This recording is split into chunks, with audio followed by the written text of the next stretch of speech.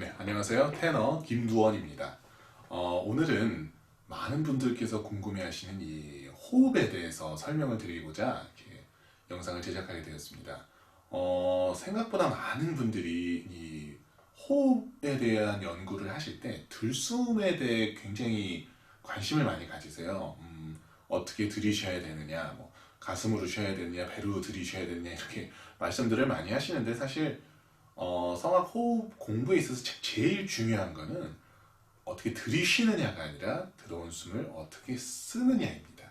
그래서 호흡을 조금 정의를 우리가 내리자면 노래할 때 우리 호흡기관에서 불어낸 숨을 성대가 막아서 생긴 우리 몸 안에 압력을 우리가 얘기한다. 이렇게 이해를 하시면 되시겠습니다. 그래서 들숨에 대한 연구보다는 과연 이게 들어온 숨을 내가 어떻게 쓰느냐에 대한 그 생각을 많이 하시는 게 좋습니다. 그래서 저는 제자들한테 사실 그냥 호흡 이렇게 들이쉴 때, 숨 들이쉴 때 편하게 들이쉬라고 해요. 편하게 들이쉬라고 하고 그런 거에 대한 생각을 그냥 하지 말라고 저는 이야기하는 편입니다. 그만큼 들숨에 대해서는 별로 중요하다고 생각을 하지 않는데요.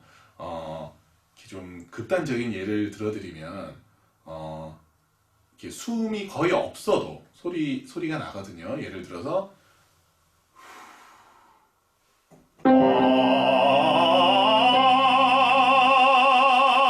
네, 지금 저는 숨을 오히려 내쉬어서 폐 안의 공기를 거의 없게 만든 다음에 숨을 낸 건데 그래서 날소리는 다 난다는 얘기죠. 그만큼 들숨에 대해서 고민할 필요는 없으시고 자 그럼 우리가 숨을 어떻게 잘 쓰느냐에 대한 고민을 해야 되는데 말씀드렸다시피 호흡의 압력이라는 거는 우리가 호흡기관에서 불어낸 숨을 성대가 막아서 생긴 압력이기 때문에 그럼 이 성대가 잘 붙어야 이 좋은 압력, 충분한 압력, 강한 압력이 생기게 되겠죠. 그래서 어떻게 사실 이 호흡에 대한 공부는 어떻게 내가 압력을 만들까 이렇게 생각하는 것보다 어떻게 성대를 잘 붙일까에 대해 고민하는 것이 저는 조금 더 건강한 공부의 방향이라고 생각을 합니다.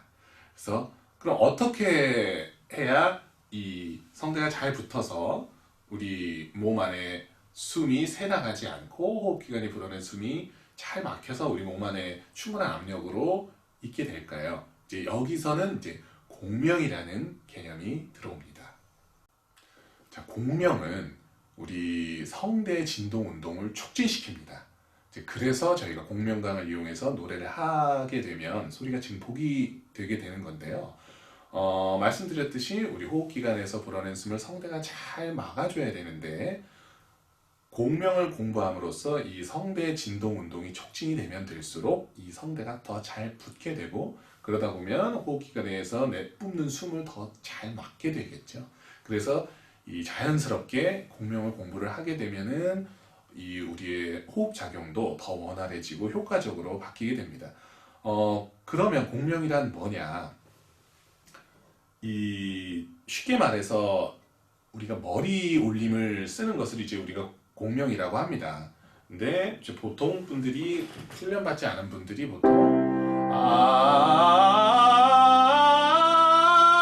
이런 식으로 노래를 많이 하시죠. 그럴 수밖에 없는 거죠. 훈련을 하지 않으셨으니까. 근데 이 성악 공부를 계속해서 소리를 계속 머리로 보내는 훈련을 하게 되면 이 소리에서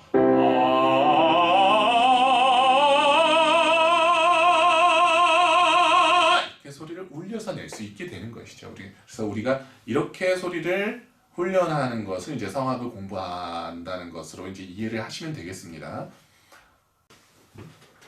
자, 그런데 왜 사람들은 배에 힘을 주거나 뭐 복식 호흡을 해라, 뭐 배로 노래를 해라 이런 말을 하게 됐을까요?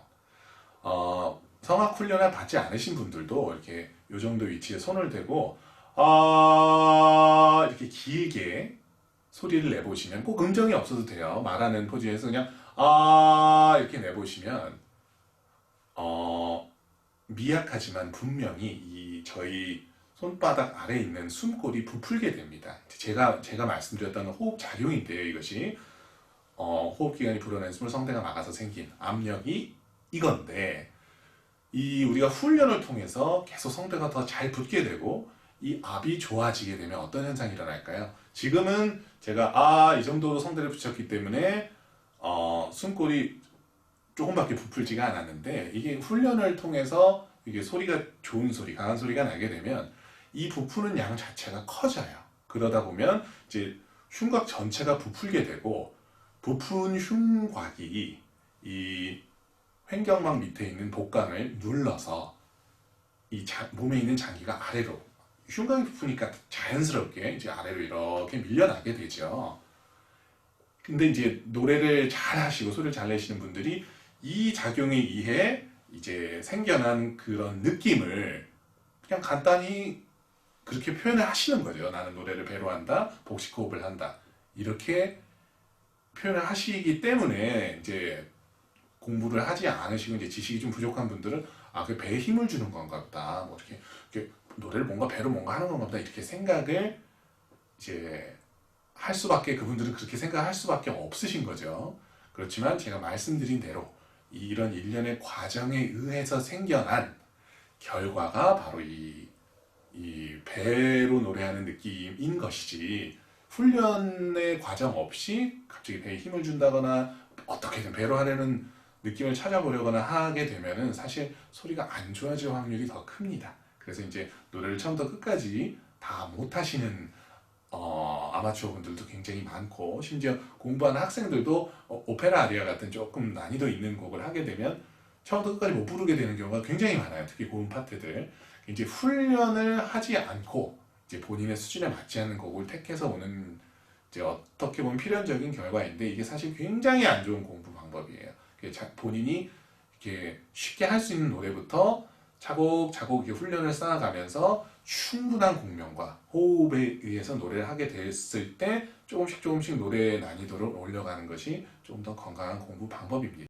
자, 그래서 우리가 이상적인 소리, 충분히 높은 포지션에서 울리는 공명과 그것에 의해서 충분한 압을 가진 호흡, 또 그것에 의해서 이렇게 몸이 릴렉스 되면서 호흡이 강해지면 쓸데없는 힘이 빠집니다.